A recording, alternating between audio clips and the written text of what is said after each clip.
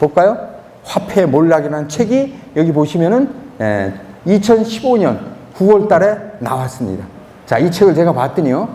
여러분, 화폐가 인간들한테 행복을 줘야 되는데 화폐가 불행을 준 사건입니다. 첫 번째, 1914년에 어떤 일이 있었을까요? 우리 어르신, 1914년에 세계적으로 어떤 일이 있을까요?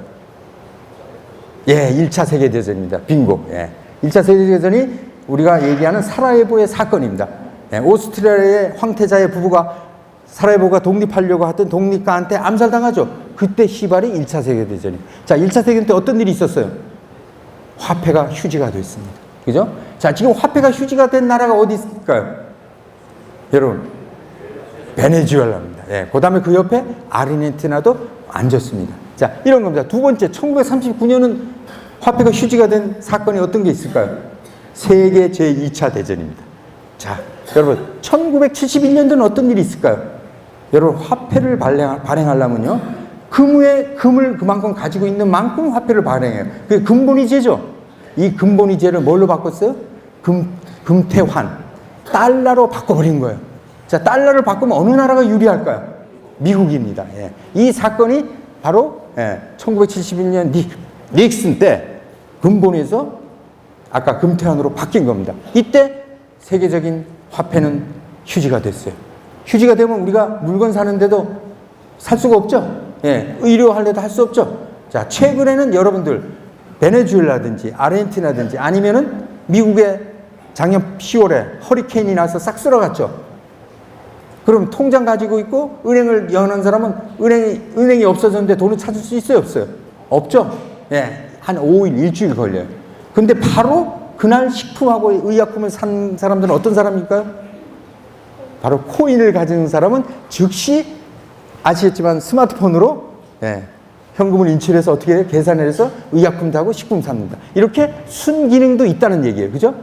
이런 것들을 우리가 아셔야 됩니다. 자, 이때 화폐의 몰락으로 인해서 달러가 자기들 마음대로 환율도 조정하고 예를 들어서 그죠? 미국은요 달러를 자기 유리한 대로 찍어댑니다. 그죠? 예.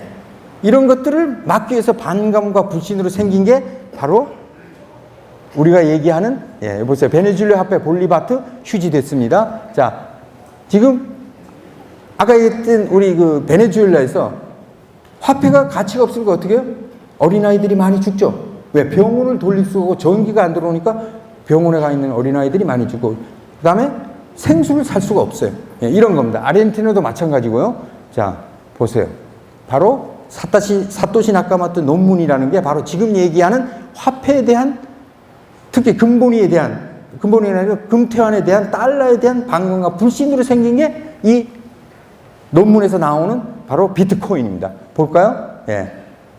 개인 간 전자 현금 시스템입니다. 그죠? 자, 이때 나온 게 세계관이 반감과 불신이에요. 무슨 얘기냐 하면은 화폐를 중앙 집권식으로 하는 게 아니라 탈국가화. 그래서 어떻게 해요? P2P. 개인과 개인이죠. 자, 여러분, 여기서 아주 중요한 게 있어요. 개인과 개인의 관계가 제가 코인을 가지고 세금을 내고 싶어도 낼 수 있을까요? 없을까요, 여러분? 개인과 개인이 코인을 주고받는데 체크가 될까요? 안 될까요? 안 되죠? 체크가 될 수가 없습니다. 예. 그 다음에 어떻게 돼요? 내가 자녀한테 비트코인을 500개를 가지고 있어요. 지금 오늘 얼마일까요? 천만 원 넘었죠? 예. 뭐, 거래소마다 다릅니다만, 1000만 원 넘었습니다. 그래서 8,800불이에요. 그죠? 그래서 조만간에 어떻게 해요? 10,000불 된다 그러죠? 예. 제가 뭐 추세로는 갈 것 같습니다. 예. 그런 것처럼 개인과 개인이 거래를 하면 제 주민등록번호가 들어가요? 안 들어가요? 여러분 그 주소에. 안 들어가죠? 그러니까 체크가 될 수가 없어요. 내고 싶어도. 그것이 바로 P2P, 개인 간 거래입니다. 자, 제가 이 500개를 가지고 있어요. 비트코인을. 근데 내가 이제 상속을 하고 싶어요. 상속세를 낼 수 있을까요? 없을까요? 네, 내고 싶어도 낼 수가 없습니다. 맞죠? 네, 주민등록번호 들어가지 않았기 때문에. 그래서 아들이 셋이 있어요. 그럼 어떻게 할까요? 제일 효자들한테 불러가지고 어떻게 해요? 귀에 대고 내 아이디와 내 패스워드가 뭐고 내 이메일 주소가 뭐고 이렇게 넘기면 되죠? 예. 상속세가 없으니까 상속 가지고 자식들이 싸울 필요가 있어요? 없어요? 없습니다. 예. 이런 것도 있다는 얘기예요. 그래서 정부에서는 어떻든 세금을 걷어야죠. 그래서 만드는 게 거래소에서 현금을 은행으로 보낼 때 실명제하죠. 예. 그게 이제 빗썸이든 4개 회사의 신한은행, 기업은행, 농협 거래에서 실명제한 게 이제 그 부분입니다. 그럼 정당하게 우리가 세금 내겠다는 이야기죠. 그것이 우리가 얘기하는 1대1 P2P 탈중앙화에서 영어로 하면 Decentralized 앱이라 해서 D앱이라는 게 기능이 첫째가 들어갑니다. 그죠? 그 다음에 스마트 계약이라 해서 변조한다든지 계약을 파지하든지 할 수가 없습니다. 예, 이런 기능이에요. 그죠? 그 다음에 제일 중요한 거 맨 밑에 보면 익명성이 아니고 익명성, 비실명제입니다. 내 이름을 넣지 않을 코인들을 이야기하는 겁니다. 또 하나가 있죠. 뭡니까, 여러분? 비트코인은 개수를 정해놨어요. 2008년 10월에 만들 때 몇 개를 해요? 예, 2100만 개를 만들어놨죠. 근데 그대로 쓸까요? 아니요. 4년에 한 번 반씩 줄이죠. 그것이 반감기라는 거예요. 자, 그럼 언제 제로가 될까요? 벌써 8년 됐어요, 이제 약 한 400만 개 남았는데 언제 끝날까요? 2140년도에 비트코인 채굴은 제로가 돼요. 그죠? 자, 여기서 아주 중요한 경제 원리가 있습니다.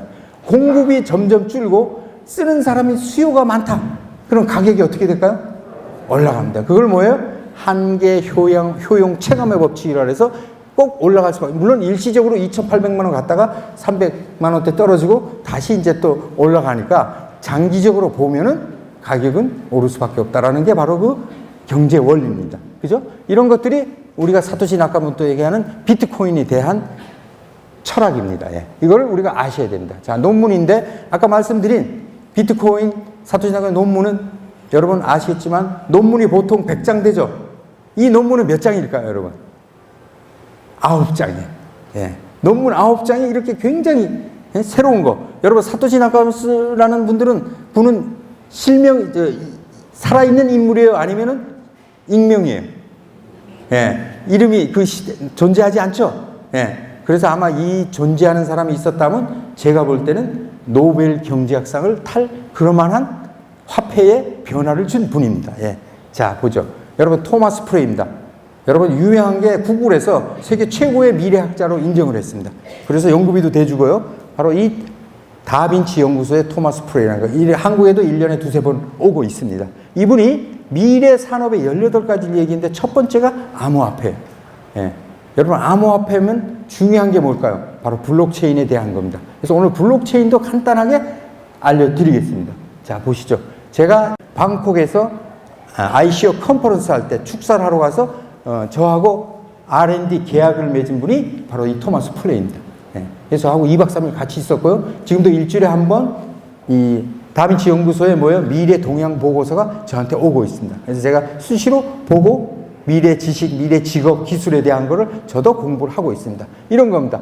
자, 이분이 주장한 게 뭘까요? 여기 보세요. 블록체인은 혁신을 어떻게 변화시킨 거냐. 굉장히 블록체인에 대해서 미래 산업에 대해서 빼놓을 수 없다라고 강조한 내용입니다. 자, 여러분, 블록체인은 100억 달러의 시장이 조례합니다. 점점 블록체인이 늘어요. 여러분, 블록체인 하면요, 약 5개월 전에 평가를 했더니 31%가 암호화폐를 채굴하는 데 씁니다.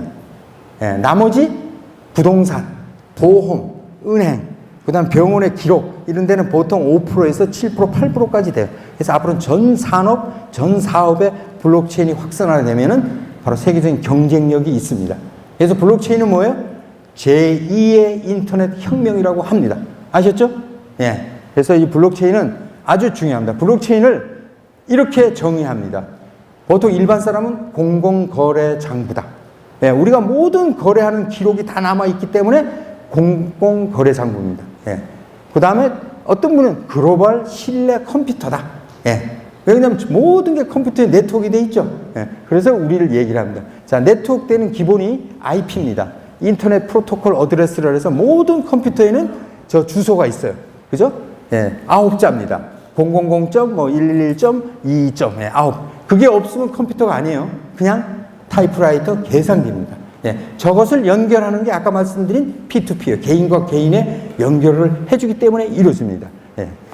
자, 볼까요? 자, 앞으로 제4차 혁명과 블록체인은 뗄 수가 없어요. 4차 산업의 키는 말씀드린 블록체인입니다. 물론 저기에 인공지능도 있고 로봇도 있고 그다음에 빅데이터 있고 다 있지만은 그래도 블록체인이 모든 기술을 우리가 연결해 줄 수 있는 부분입니다. 그래서 앞으로 4차 산업혁명에서는 초연결입니다. 여러분 요즘 뭐 잘못하면 인터넷 막 뜨죠? SNS 뜨죠? 예, 뭐 잘못하면 어떻게 돼요? 막 인신공격하죠?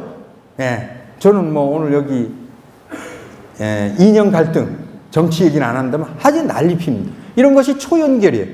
그게 뭐예요? 컴퓨터, SNS 이런 것들로 인해서 이루어지는 거예요. 두 번째는 뭐예요? 초지능입니다. 점점 더 인터넷 들어가가지고 어떻게 해요? 우리가 모든 거를 검색하죠. 그래서 제가 요즘 하고 젊은 친구들한테 하는 얘기가 뭔지 아세요? 제발 사색 좀 해라. 사색, 생각 좀 해라. 생각 안 하고 뭐죠? 모든 전철이나 어디 가면 뭘 봐요? 전부 스마트만 보고 있죠. 스마트를 보면 뭐예요? 검색하죠. 그래서 검색하는 시대에서 이제는 조금 사색하는 시대로 가라. 너무 검색만 하지 마라. 그렇게 이야기를 하고 있습니다.